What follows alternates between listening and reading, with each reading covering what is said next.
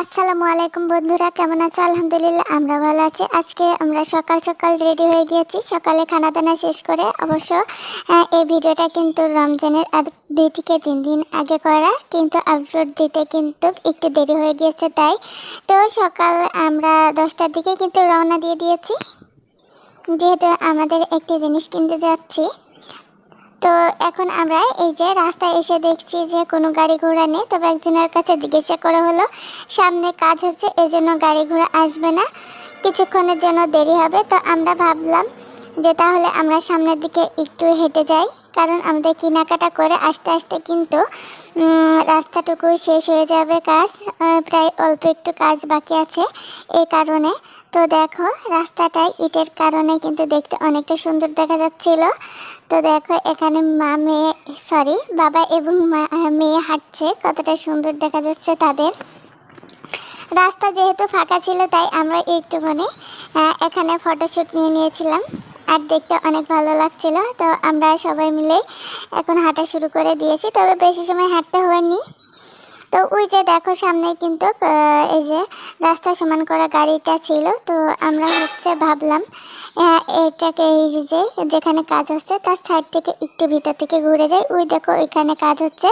তো আমরা সাইডে মসজিদ এবং মাদ্রাসা ছিল, তো এখানে এর ভিতর থেকে আমরা ওই পাশের রাস্তাটাতে উঠবো। আর এরই মাঝে কিন্তু কাজটা হয়ে গিয়ে যাচ্ছিল।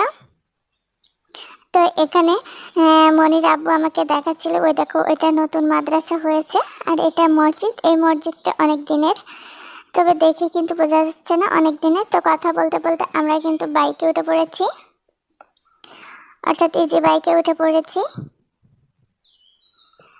অনেক সময় পরে কিন্তু আমরা গাড়িটা পেয়েছিলাম। তো এখনো আমরা শহরের ভিতরে চলে এসেছি, এখন নেমে গিয়েছি। তো এখন মেয়ে তার আব্বুর কোলে উঠবে, কারণ এই যে রাস্তাঘাটের ব্যাপার স্যাপার, বাচ্চাকে তো হাঁটিয়ে নেওয়া যাচ্ছে না, তাই ওকে কোলে নেওয়া হয়েছে। তো আমরা প্রায় কিন্তু দোকানে চলে এসেছি। দোকানটা কিন্তু বেশ বড় ছিল, অনেক রকমের জিনিসপাতি ছিল এখানে।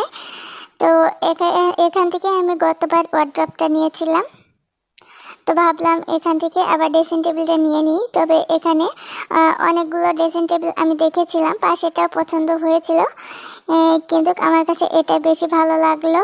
তো অবশেষে আমি কিন্তু এটাই চয়েস করে ফেলেছি, এটাই নেওয়া হলো। তো এখন আমাদের ভ্যান ডেকে নিয়েছি, আর এটাকে আমরা ভ্যানে উঠিয়ে নিলাম।